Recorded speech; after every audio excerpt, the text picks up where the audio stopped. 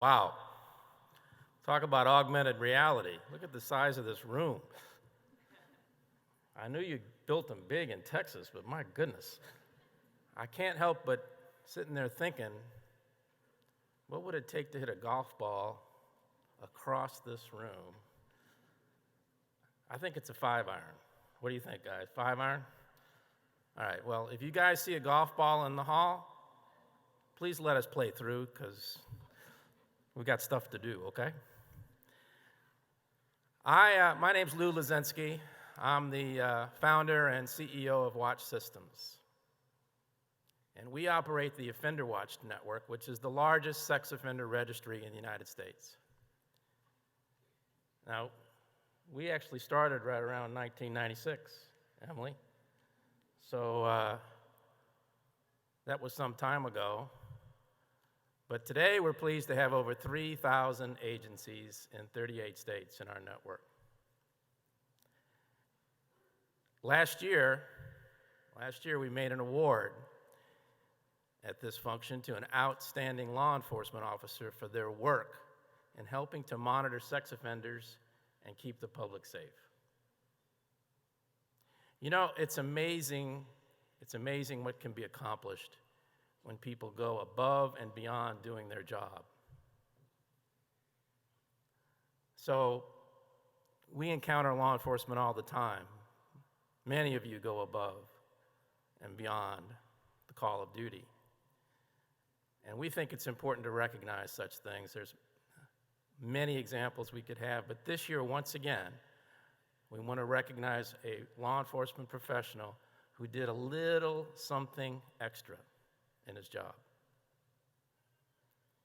Now, I'll explain. Our Offender Watch system, we were actually the first one to use emails to notify the public when offenders moved into their neighborhood. This wasn't long after 1996. Now, back then, only about half the people in our communities had computers in their homes, much less in their pockets.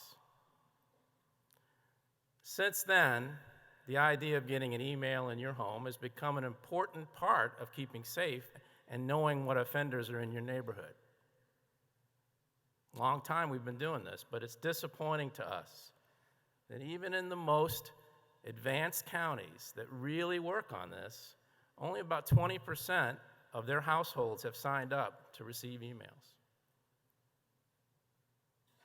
Now, this is in spite of the fact that it's been in the press. There's a lot of coverage on this. Why aren't folks doing it? It seems in the folks I talk to that they just don't know it exists, or maybe they're confused about how to do this. But we've got lots of examples about how this can be effective in keeping you safe. So I'll give you just one story. One story concerns a little girl who just recently returned from, she'd just gone back to school, which is coming up here, and she came home, got off the bus, came in the house, and there was her mother looking at a new notification. Here's an offender in your neighborhood. So the little girl said, "What you doing, Mommy?" And she explained that, well, this fella has moved into our neighborhood. He's got some problems, so you should just stay away from him. And the little girl said, "Well, wait a minute. That's the guy that's been following our bus." Okay, well, this, of course, was very concerning to Mother, who immediately called the sheriff. Sure enough, this was a probation defender, and part of his probation condition was he was not to have contact with children. Sheriff put an unmarked car on the bus. And lo and behold, the guy is back in jail for violating the terms of his probation. Now, this is an example of something that did not happen.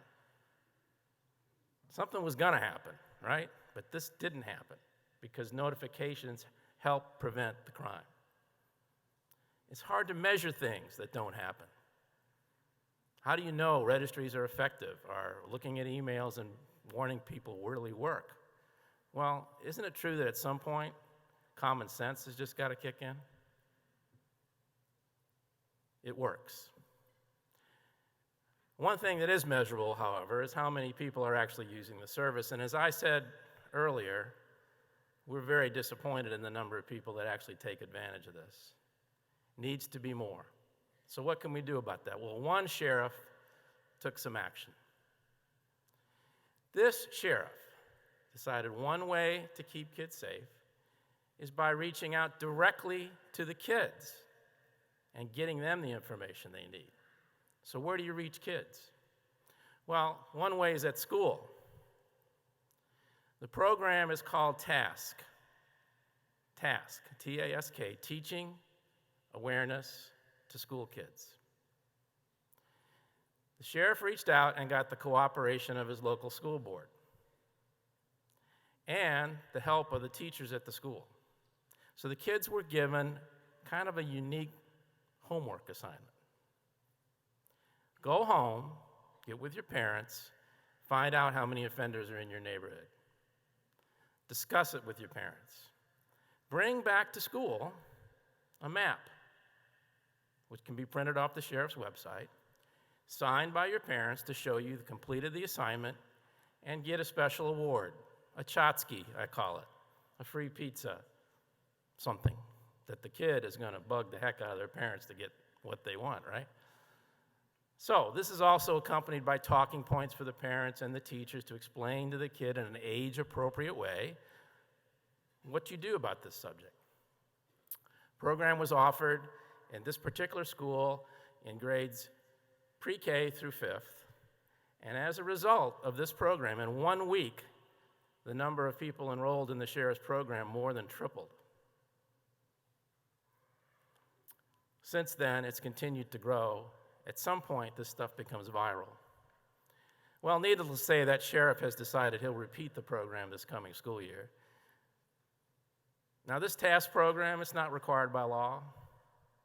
It's not provided by some big federal grant, though maybe it should be. It's not something we've even seen done in other communities.